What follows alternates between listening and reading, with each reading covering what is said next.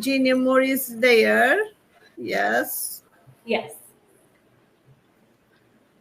Yeah, okay. We are going to listen about accessibility in e-learning, debunking myths on the path to inclusivity. Very pleasure to hear your contribution to the conference with your study.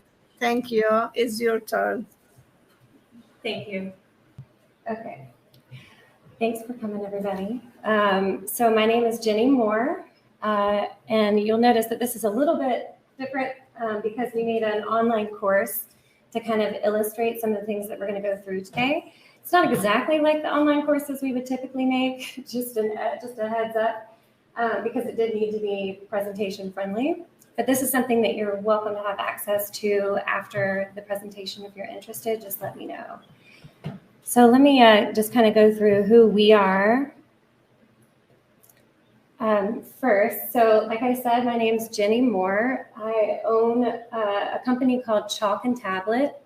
We are an e-learning design firm located out of Greenville, South Carolina, but we serve clients all across the world. So it's been a journey for sure. I started the company about 5 years ago. We've made it through the pandemic so far, so here's hoping we keep going strong.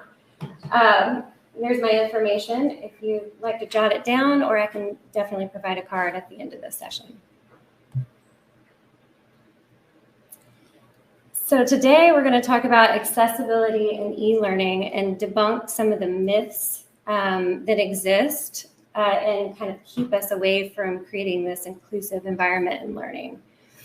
So I want to start out by going through some of the myths and providing a general definition of digital accessibility. This is a really long definition that is provided by the Office of Civil Rights. So I just broke it down into what's the most important elements for what we're talking about today. So digital accessibility is the opportunity for a disabled individual to acquire the same information, engage in the same interactions, and enjoy the same services as fully, equally, and independently as a person without disabilities. And we'll refer back to this in just a few minutes. So there's 4 main myths that we're going to run through. And then after we're done going through the main myths, I'll provide physical examples that debunk them. So we'll kind of run through these quickly so we have plenty of time at the end. All right, so the first myth that I'm sure you've heard before is creating digital accessibility tools only benefits a few people. Anybody heard that one? Yeah.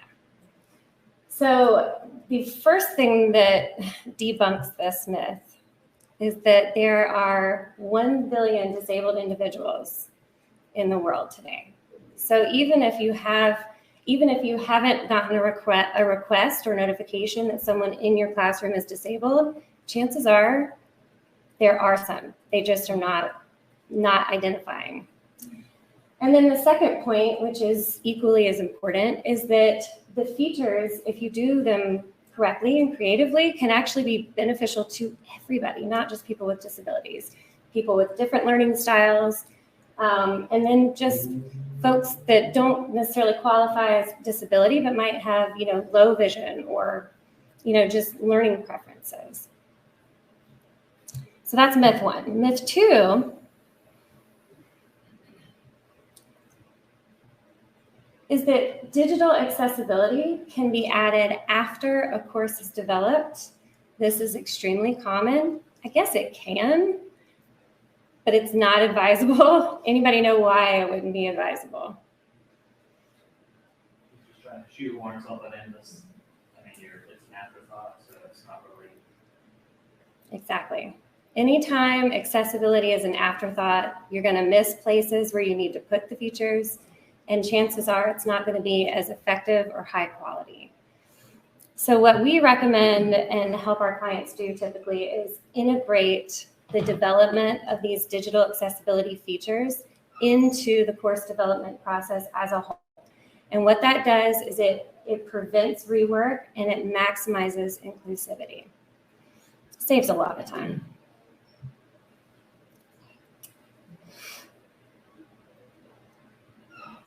So the third myth that we're going to look at is that digital accessibility hinders product development and quality. Now, the truth of the matter is it does take a little extra time to create these digital accessibility features that we're going to walk through. However, because they impact such a large number of people, you're just enriching your course. So if you look at it that way, it's a couple extra minutes, which is really all it is, totally worth it. The other thing to consider too is if you are going to make your course accessible, there may be some design elements that you need to reconsider that you're used to doing. You don't have to get rid of them, and we'll illustrate that too. You just have to rethink the way that they're done and kind of think out of the box a little bit. So it definitely does not hinder product development or quality.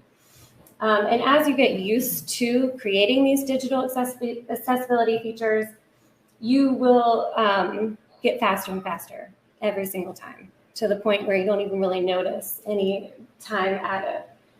And then, of course, like I said, it enhances the quality of the learning experience for everybody.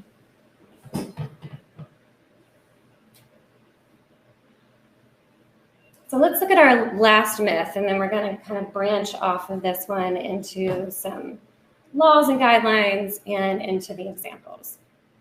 So this very last one is that digital accessibility is optional unless requested. And this is the one that I would say we hear the most. So if you are a state-funded or federally funded agency, it's not optional.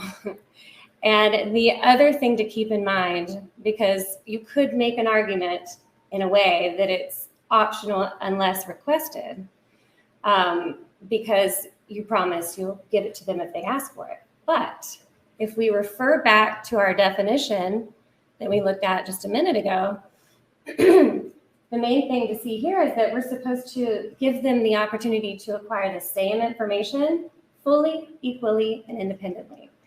So if you don't give them the content that they need until they request it, what are their peers doing during that time? Yep, they've moved on. They're done with that part. So does that give them a fully, equally accessible opportunity? No. So we've seen lawsuits despite people getting the requested accommodations. Okay, so let's take a look at the laws. Now, obviously, we don't have a lot of time today, so I can't get into a lot of detail. But I wanted to at least kind of give you a general overview of what does exist and what resources are available. And then we'll kind of look at some of the guidelines and examples of how to adhere to them. So the first law that we're going to look at is the Rehabilitation Act of 1973. This applies to federally funded agencies, and it's supposed to prevent discrimination on the basis of disability. And the two sections that are specific to digital accessibility are Section 508 and Section 504. 508 deals more with the technology side of things, so you want equal access to websites, to learning management systems, software, whatever those tools are that are either created by the agency or purchased by the agency. Whereas 504 is more people-centric, right? So it ensures equal access to the content, programs, and activities offered by these groups. So we're looking at accommodations like Braille materials, audio for text, captioning, interpreters, and so on. Now that's 1973. So it's a little outdated, right? And they've updated some guidelines, but ADA came along, and that's the Americans with Disabilities Act, in 1990. And the main difference here is that this expanded the requirements to state and local agencies instead of just federal. And Title II is the main part that applies to digital accessibility. And again, like I said, we're looking at the same thing with Section 508 and 504, where it has to be, the technology has to be accessible and the accommodations have to be provided. But again, If you've read either one of these, you'll know that it's sort of complex and also abstract at the same time, which is actually kind of difficult to do. So kudos to them. So what happened is W3C, an organization that deals with accessibility, made the web content accessibility guidelines to bring a little bit of clarity to the requirements and provide examples and specific guidelines related to digital accessibility. So this is the one that we'll spend the most time on, and it's the one that I highly recommend you go and check out. So basically the guidelines are set up on 3 levels. The basic level is just single A, double A is strong accessibility, and then 3A is excellent accessibility. The one that most agencies are required to comply with is the 2A, strong. So that's the one that our examples today will kind of adhere to. And then the guidelines themselves are grouped into 4 segments under guiding principles: perceivable, operable, understandable, and robust. And so under each one of those, you'll find overarching guidelines and then specific examples of activities that need to be performed to meet those guidelines.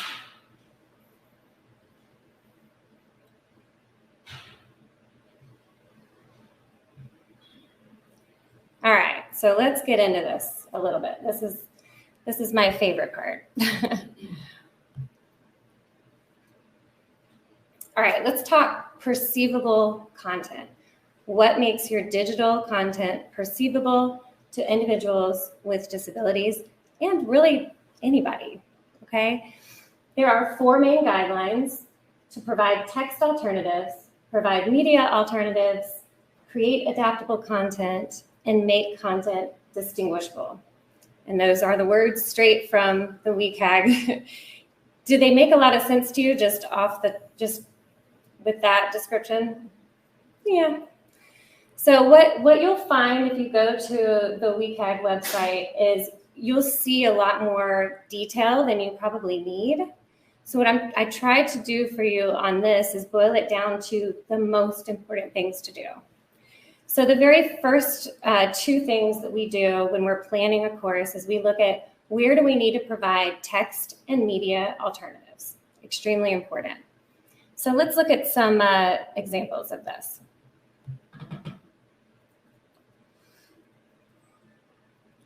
Okay, so on this page, it looks familiar. This was the introduction, right? So have you ever looked at the name of images that you have in a file in a course that you've created? Like if you haven't changed them, do you ever look at the name? Sometimes it can be a little odd, and it's definitely not descriptive as to what the image is, right? So the first and most important thing is to put alt text on any image that is not decorative. If it's decorative, just remove it from the accessibility focus order so that it's not distracting, but it also doesn't need, any information. So let me give you an example of why this is important.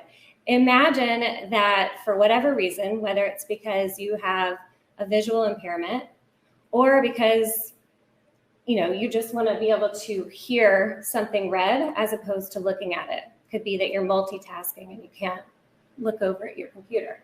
So imagine for a second that that's the case. This is what you would hear if I left this the name that it was when I uploaded it. Picture 13, chalkboard. Okay, cool. Does that give you any information about what that is? No.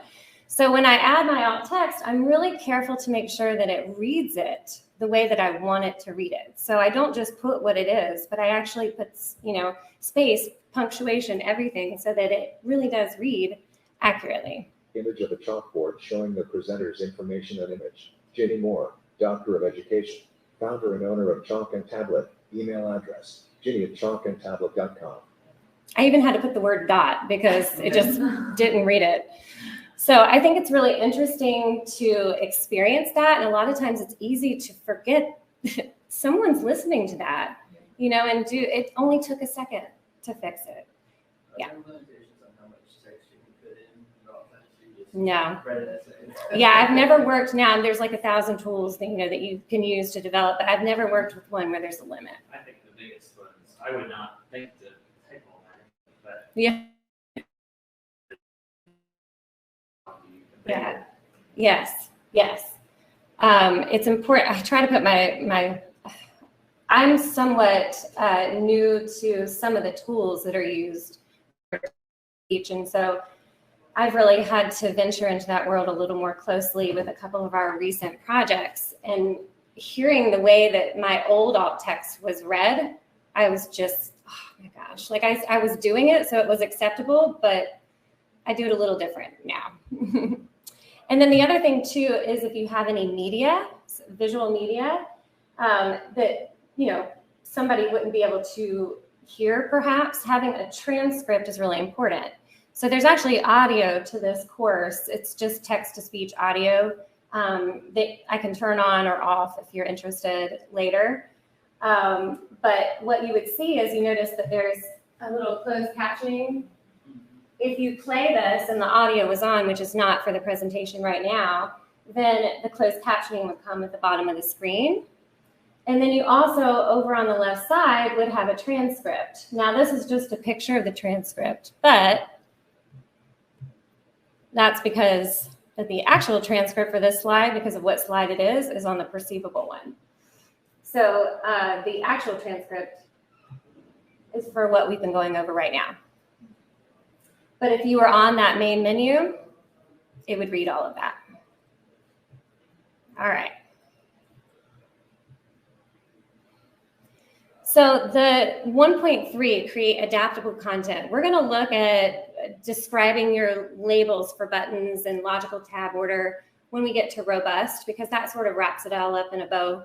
But what I do want to show you is something that is forgotten so often and is incredibly important. And that's not relying solely on shape, color, size, any kind of visual element. Don't rely solely on that to convey important information. Click the green button. You know, what if I can't see green and there's 3 buttons? What do I do? It's really, really difficult. So my example here would just be, let me go ahead and click the button so you can see. Oops. So my example here would be this actual page. So in my instructions over here that you may not have even noticed, it says click the pink magnifying glass buttons to view examples. So I have a lot of descriptors there, and I know it's sort of annoying, but it's really important.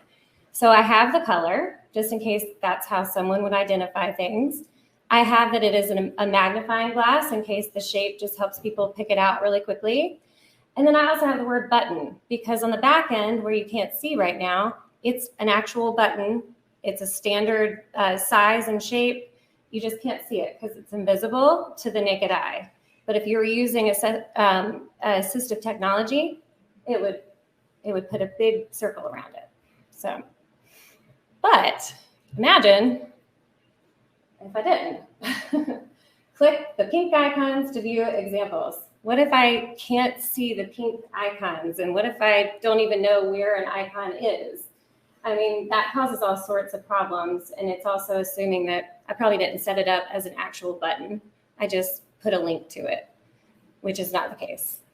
So the next one that we're going to look at is 1.4.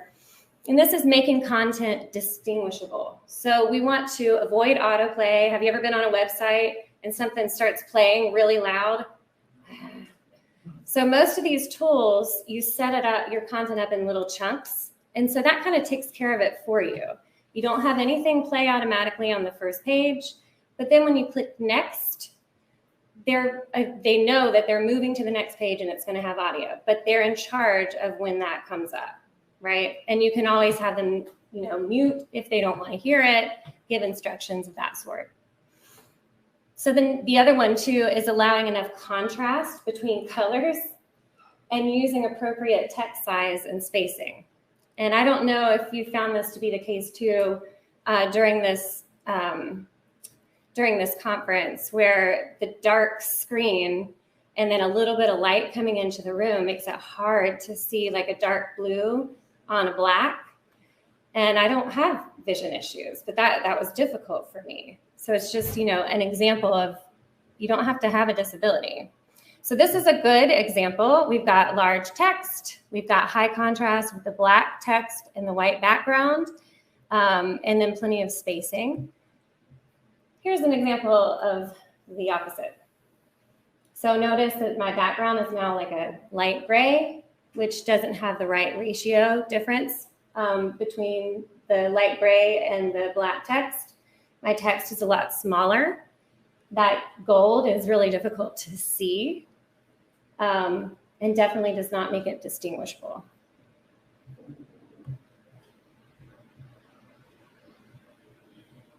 Okay, so let's look at our myths. And let's debunk as many as we can, right?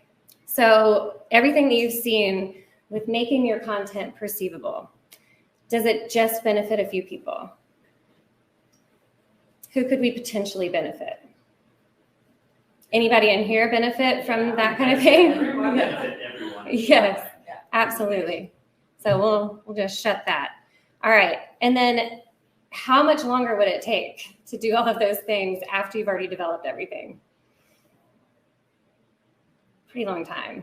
It's still possible and it can be done, but it takes so much longer and it's very stressful because then you got to figure out that track. Sort of like the working at McDonald's, clean as you go. Yes. Don't wait to the end trying to clean Exactly. Clean as you go. Exactly. And then accessibility diminishes content quality. Was the content hurt in any way, shape, or form with those examples? I hope not. I don't think it was. Accessibility is optional unless requested. That's going to be a no every time, all day long. Now, I will say we work with a lot of clients that are not state or federally funded. And I can honestly say it's quite sad because when we hand a service list to them and we say, here's what we do, and you can customize it if there's a service you don't need, guess what's the first service to go? Yeah, because it does take a little time and consideration, and so it is a line item, right? And it definitely gets cut pretty quickly. All right, so let's look at what makes a course operable. The first one is extremely important. It's making a course functional with a keyboard only. So someone who maybe can't use a mouse, or someone who has assistive technology that's specifically tied to the keyboard, they need to be able to use the keyboard to do everything. And also, I mean, I only have access to a keyboard right now, so I would be a little bit in trouble because my mouse didn't connect. So it's nice for me too, to be able to go through everything with just tab or shift or whatever I'm using. So really helpful. Let's look at an example of that real quick. All right, so in order to make the keyboard control everything in your course, the main things to do are to use standard text formatting. So, on Microsoft Word, make sure your title is actually a standard title. Make sure, your heading 1, your main topic, that is actually a heading 1, and so on and so forth. And then also making sure that your text that's just underneath, whatever the content is normal text, because assistive technology will pick up on that kind of thing, or not if it's not there. And it will be confusing to individuals who are trying to use assistive technology. So let's listen to 2 examples. The first example is non-compliant. And so this is assuming that maybe all of that text that you see there is just normal text. And that I also didn't use the focus order that you see here. That I didn't use the focus order the way that it should be, so it's all out of order. This is what the screen reader might read. 2.1 make all functions available from a keyboard, operable, use standard text formats, and so on. I put the and so on there so that it didn't take time listening to the whole thing. What do you notice though on that? Where did it say operable? right in the middle. Does that make a lot of sense? No. So if I shift it then and I say, I want to make sure that operable is the very first thing and that they know that that's the title of my page, then I make sure that I make it a button, a real button, and then I label it and fix the order over in the focus order. So this is what you should hear. Heading 1, page title, operable. Heading 2, text. 2.1, make all functions available from a keyboard. Text 2.1, use standard text formats, and so on. And so on. So much easier to listen to. There's pauses too, which is helpful because all I did there was fix the focus order.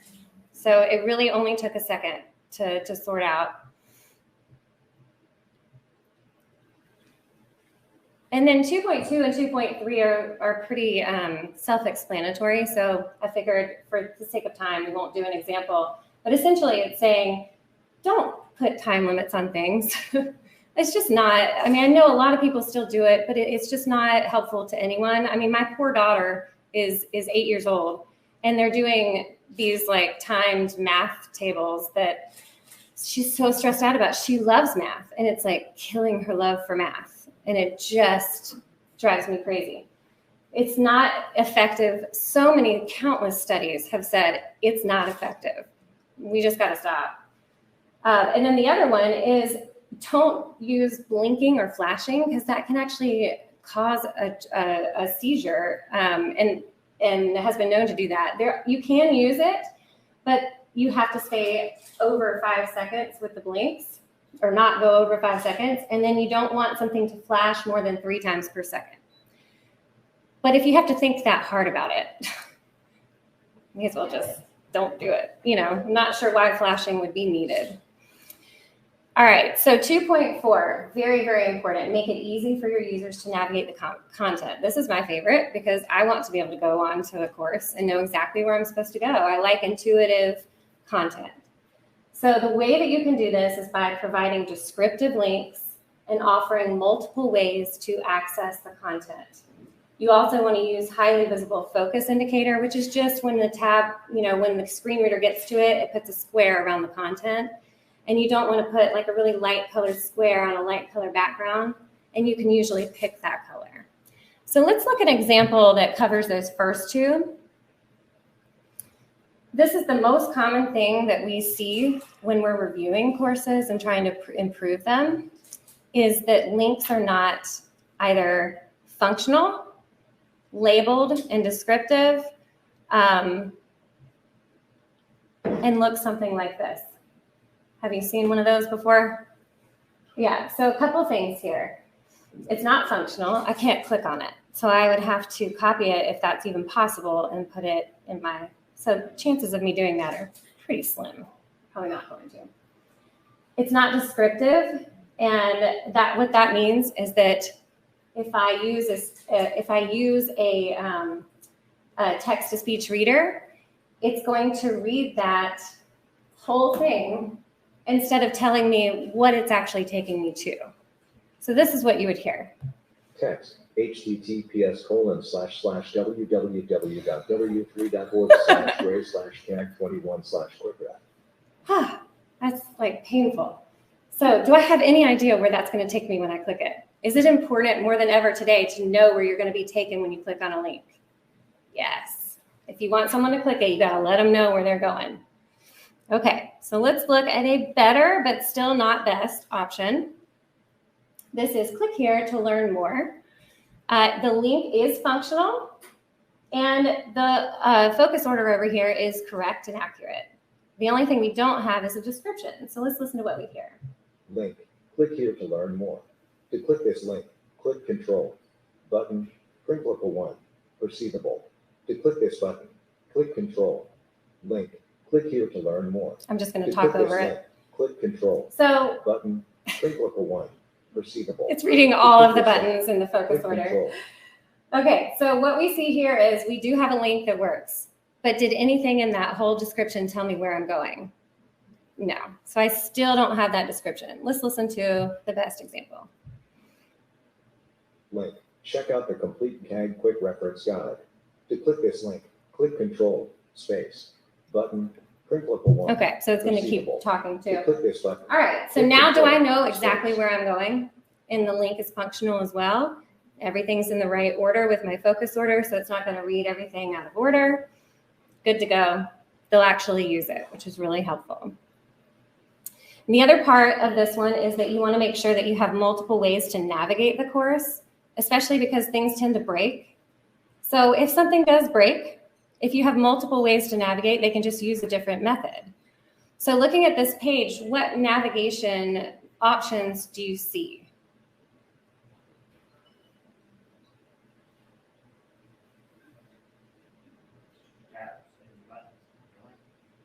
Yep, I've got these tabs up here that if I just want to go into these sections, I've got a next button and a previous button over here that takes me between the slides.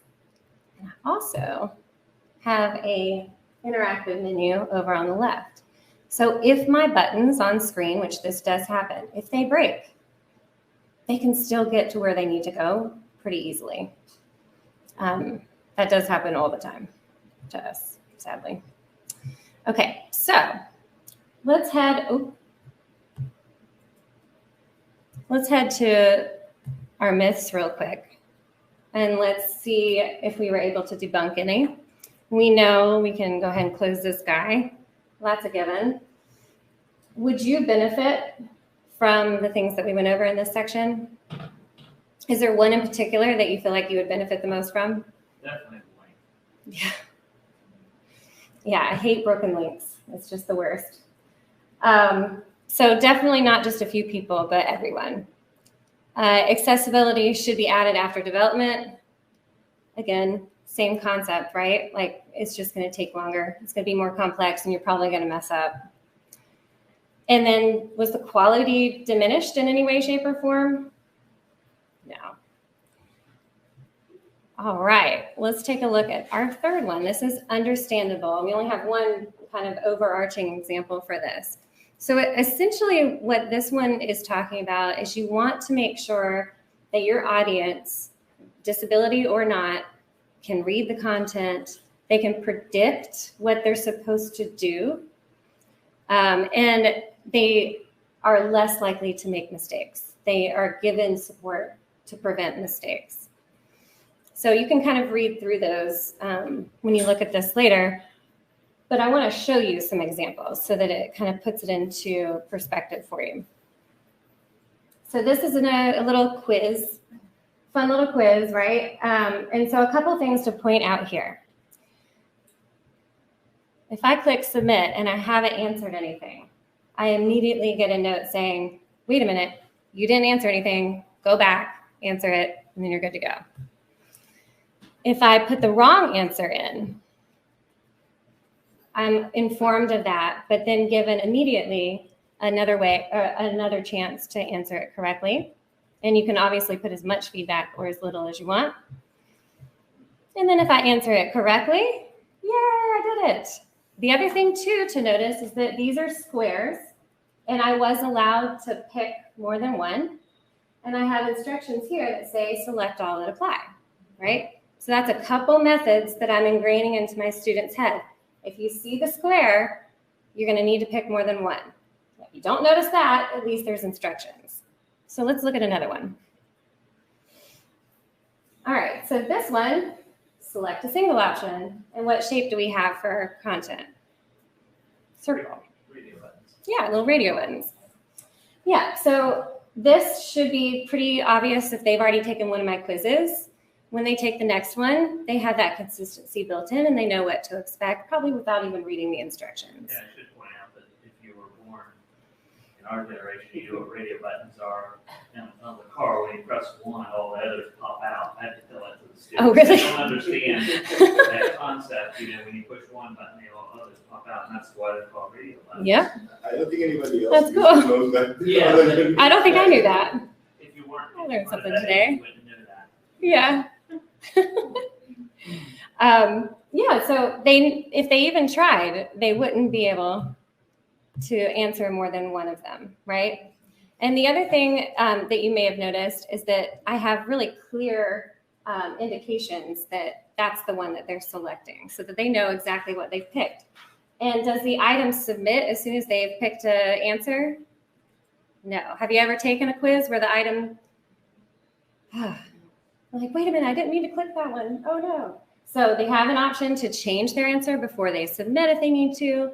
And notice too that up here on the right-hand corner, I have a consistent label that would stay the same for every single quiz so that they know exactly which item they're on and where to look to learn that information.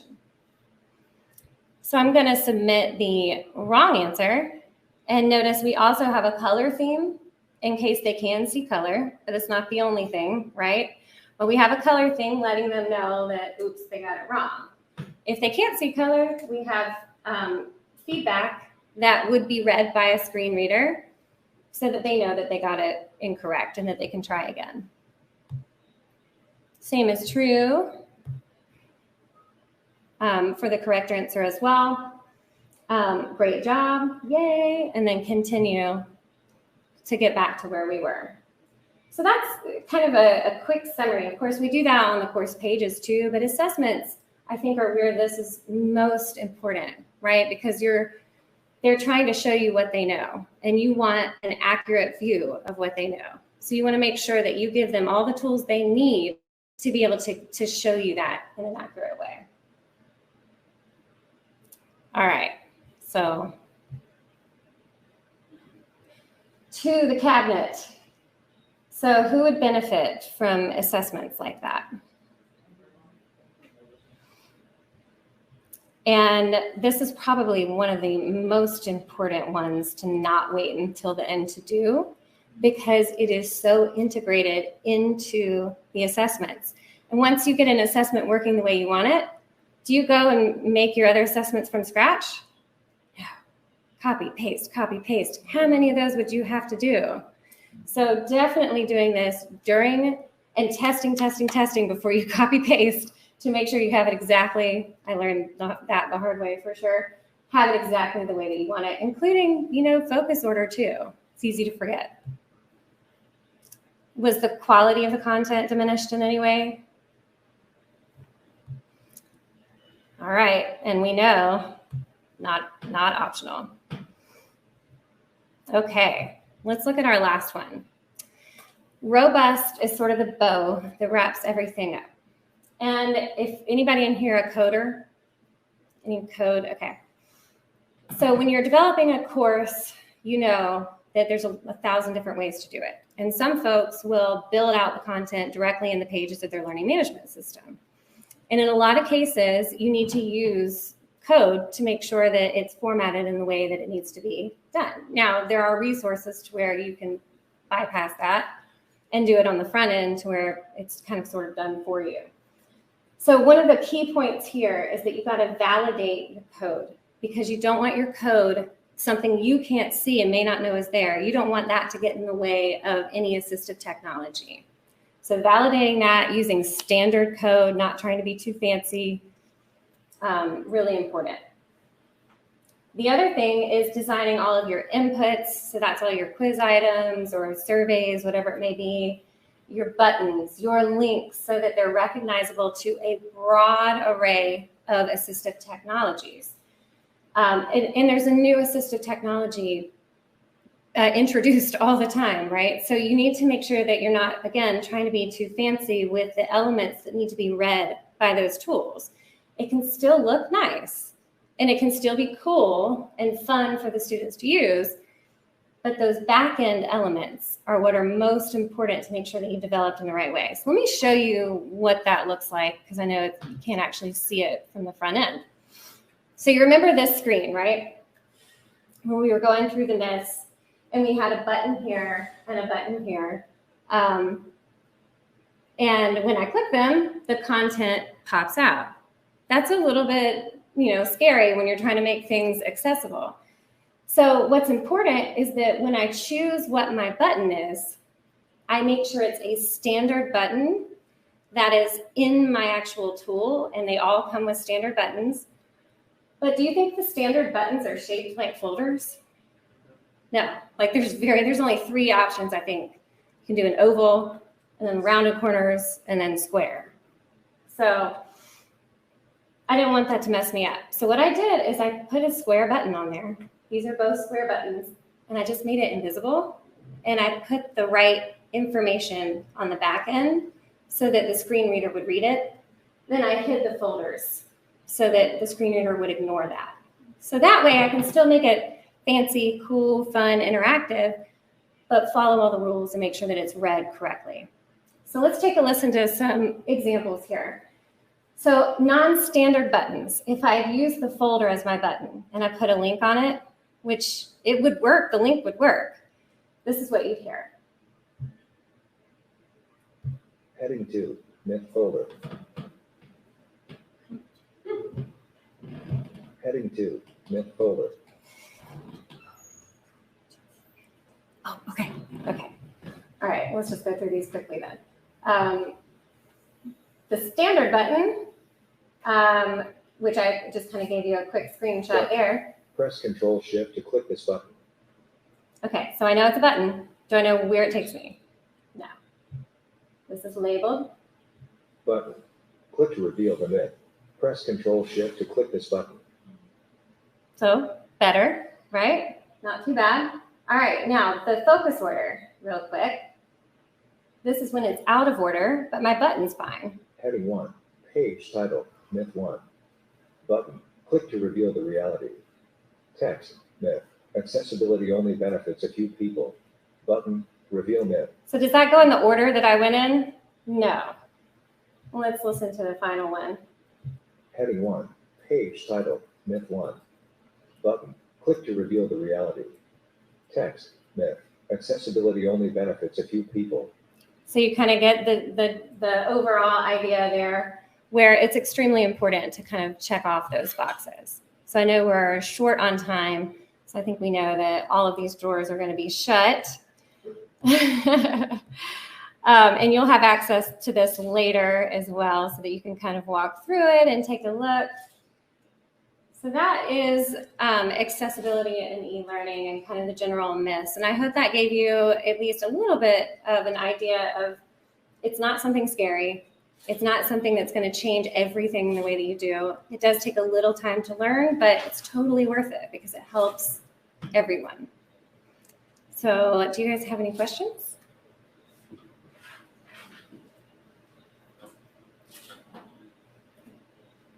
Hopefully it didn't go